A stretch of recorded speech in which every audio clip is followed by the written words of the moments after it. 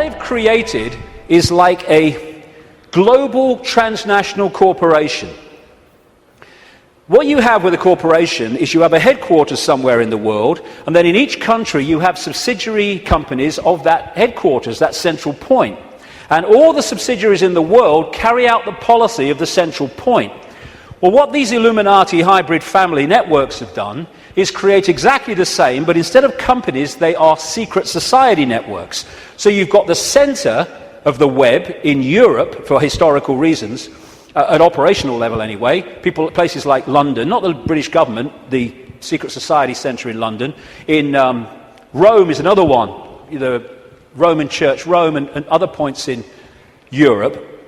And then in each country, you have families from the network in those countries whose job it is to run the networks that control that country's business, banking, politics, media, all of it. And so what you have is from this central point in Europe, the center of the web, all these different places and countries all over the world then impose on their country what is being dictated here. And that's why as I travel around the world, I see the same things being introduced in different countries at the same time, overwhelmingly justified by the same excuses. It's all a global network.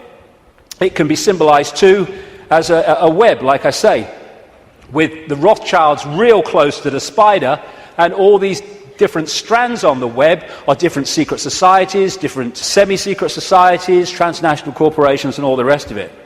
So when you see all these different names of these corporations that dominate the world in so many ways, and the pharmaceutical cartel, and the oil cartel, and all the rest of it, the biotech cartel, they're all different names or different masks on the same one face. And so you have this structure where outside of visible light you have the reptilian control system, comes down through the Illuminati families, and they control the people in power to push the world in a certain direction. Another way of looking at it here. You see, all these different people, these fight among themselves and all the rest of it, though if it gets out of hand they get sorted. So these sit on the top of all these different countries.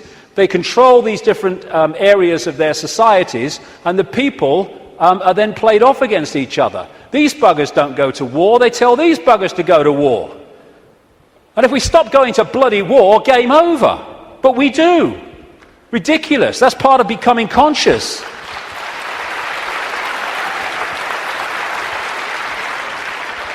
So these people are just pawns in a game in a way, genetic pawns in a game. They're just kind of shells to play out this agenda with invisible light. I mean, some batches are better than others, of course.